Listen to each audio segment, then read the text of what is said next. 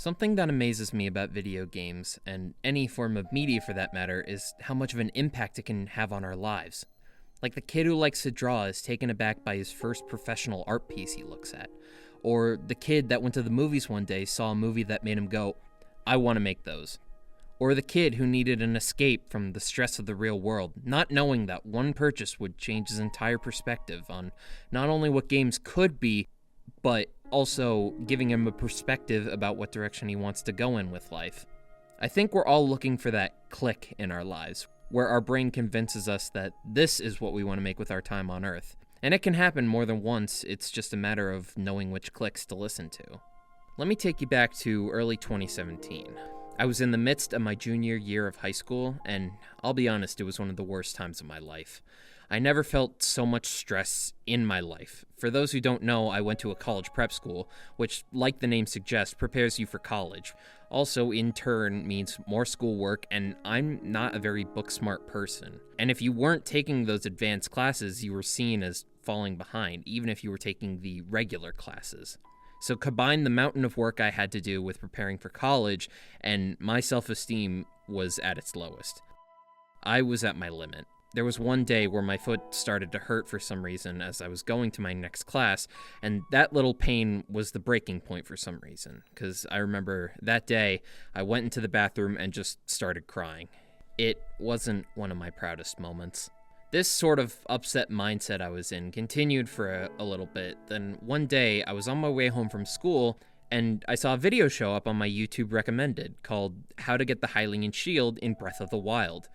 And I thought to myself, I remember Zelda. I played Ocarina of Time on the 3DS and I really liked it. I wonder if this new one's any good. So, on my way home, I stopped by GameStop and picked up a copy of The Legend of Zelda, Breath of the Wild for the Nintendo Wii U. I didn't have a Switch at the time. I got home, started it up, and was blown away. Never before in my life did I see a game this open and so free. It felt like wherever I wanted to go, the game encouraged me to go there. It was a great getaway from all the stress that was going on in my life, and anytime I needed a break from reality, I would turn it on and explore Hyrule, asking myself, what secret was I going to discover next?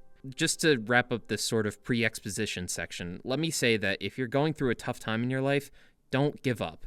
Stay passionate to what you like. Don't let anyone tell you what you should enjoy, because I guarantee if you find something you enjoy, then you will find people just as passionate as you. Just wanted to reiterate. Returning to the story, you can imagine just how excited I was to hear that my favorite game ever was getting a sequel. When that first trailer showed up in 2019, I don't think I screamed louder than that moment. But as the game grew closer and closer to the release date, I was worried that it wasn't going to live up to the expectations that I held it to. But here we are. I've gone through Tears of the Kingdom, and what did I think?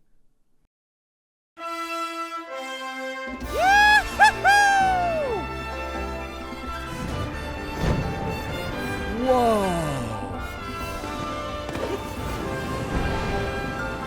Whee! Hell yeah!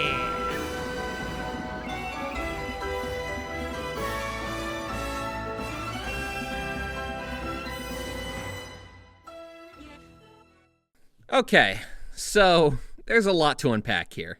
So for structure's sake, the first third of this video is going to be stuff about the game I don't like. The second will very briefly talk about how I feel about the story. However, I will not discuss any major plot points of the story. Then for the final third of the video, I'm just going to gush about the game, you know?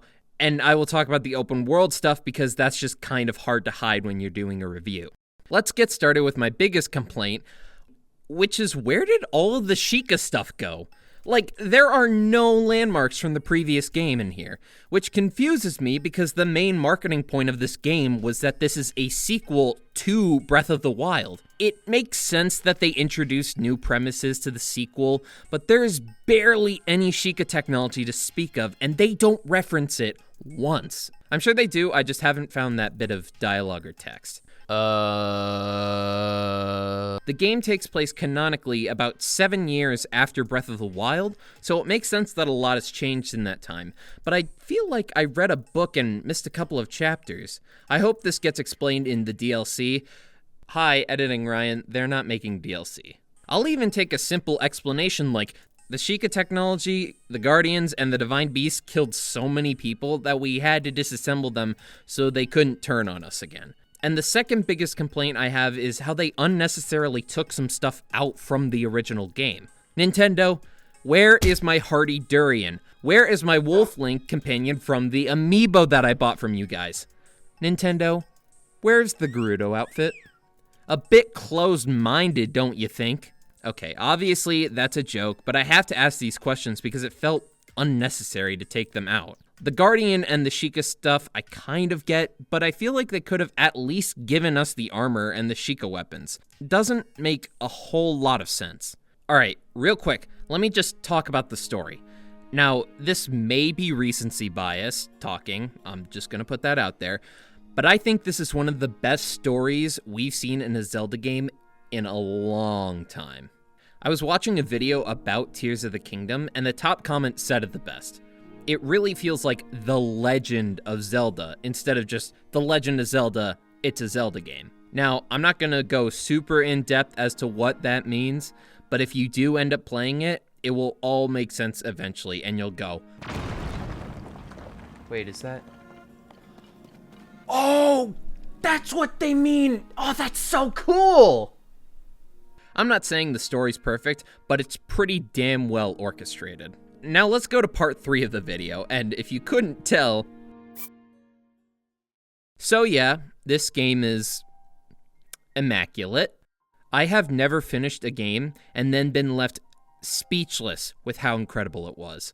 I was originally worried about the game before release because Breath of the Wild had already set an insanely high standard, and I was worried that Tears of the Kingdom just wouldn't live up to those standards. But Nintendo did something that I didn't even think was remotely possible.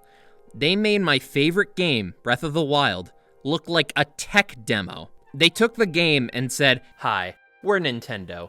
You really like this game, right? Right? Wrong, no you don't! That game is garbage. This is your new favorite game."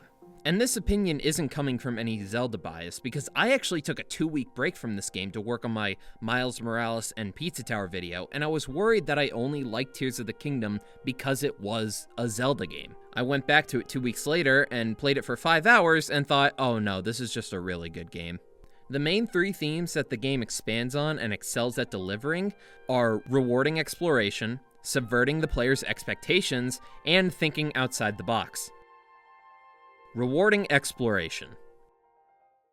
Just when I think I saw everything the game had to offer, it said, "You have not seen anything." The game encourages you and sort of forces you to make sure that you look around every nook, every cranny, and every suspicious-looking rock that could have a Korok under it to make sure that you have seen everything. There are now caves scattered around every mountain in the map, and they are not in plain sight either, so when you do find one, you immediately think, I wonder what's in there. Is it a shrine? A booble gem? A new piece of armor? And these caves are great, but then you realize that there is an entire new world that is unexplored in this game as well. No, not the Sky Islands. We're going deeper underground. The depths are a complete 180 from the entire theme that the game provides, and I love it. You get this entire world that has been explored by no one, and you are continually going through this unexplored landscape bit by bit. And the more you explore, the more you discover, and the more you discover, the more you grow. One of my favorite functions of the depths are all the DLC outfits from Breath of the Wild are no longer amiibo locked, but they're scattered throughout the underground. You may open a chest and discover the Fierce Deity mask, or you may find a very comically looking Link's Awakening mask that is absurdly big. I love it and I hate it because on one hand, I can rock the Hero of Time drip, but then I look at all the amiibos on my shelf and I think, damn, all that money went down the drain for what?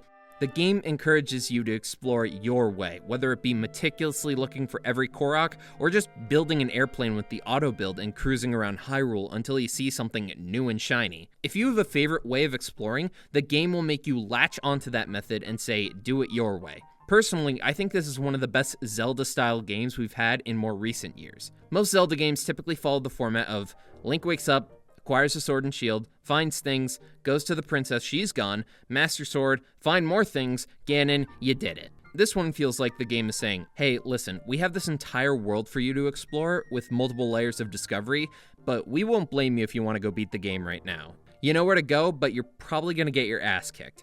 But that's up to you, my guy. Further following the theme of the original Zelda game on the NES, which gave you this big open world, and it was up to you to determine where to go and up to you to find the Triforce pieces. The game rewards you for playing it, and it doesn't just extend to exploration, but to combat as well. Subverting expectations.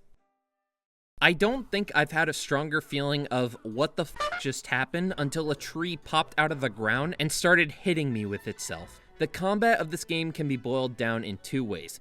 Build the strongest, most ridiculous types of combined weapons you can think of, or build some death contraptions which could be classified as legitimate war crimes. And look, I'm not gonna lie and say I wasn't crushing my enemies with an iron fist. It was more like a slap, if anything. Man, shut your... But I just want to say that some of the stuff I see people make on social media is a little concerning.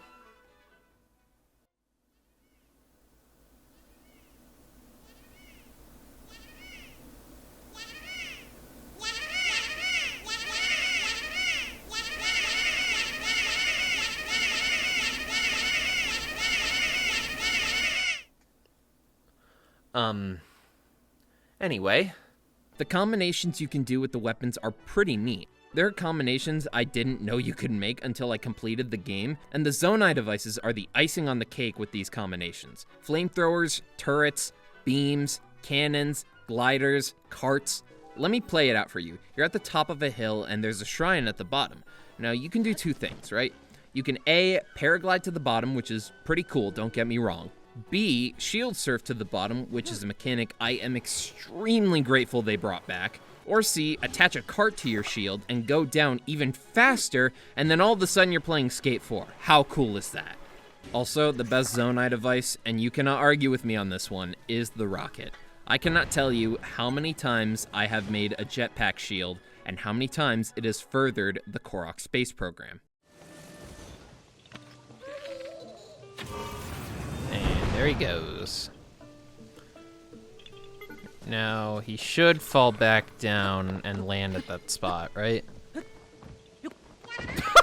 There is no bad way to approach a situation, whether it's through travel, combat, or puzzle solving, which they actually did a great job in advancing, both in the shrines and the main dungeons. Thinking outside the box. The shrines are so much better now than they were in Breath of the Wild, because of them pushing the ideology of freedom in solving these puzzles. There is no wrong way to solve these puzzles, and unlike other games that can throw a hissy fit and bug out if you don't do the puzzles correctly, the game says, "Ha, nice, alright, keep moving." Now, albeit not all of the shrines and dungeons are perfect. One of the main dungeons was just kind of all around okay, and some of the shrines are just find the shrines or bring a guy some soup and then he lets you into the shrine. No. But regardless, there are so many good ones that the boring ones I can easily look past. My favorite shrine, and I'm not sure why this one stood out to me so much, was the shrine that makes you build a car in low gravity. So I built a rocket car that soared through the air and then did the Akira slide. That was awesome. That's really what the game ultimately translates to, which is freedom. From the moment you hop off the Great Sky Island, you decide where to go and what to do. Sure, there are some mandatory aspects of the game that you can't ignore, but the game follows those rules only when absolutely necessary.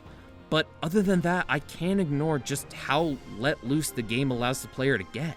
From combat all the way to the Ultra Hand ability, Nintendo said, this is your adventure, no one else's. Tears of the Kingdom is not only an incredible game, but a work of art. In an age where video games are treated more as products than passion projects, Tears of the Kingdom stands out by having insanely high expectations and stratospheric results.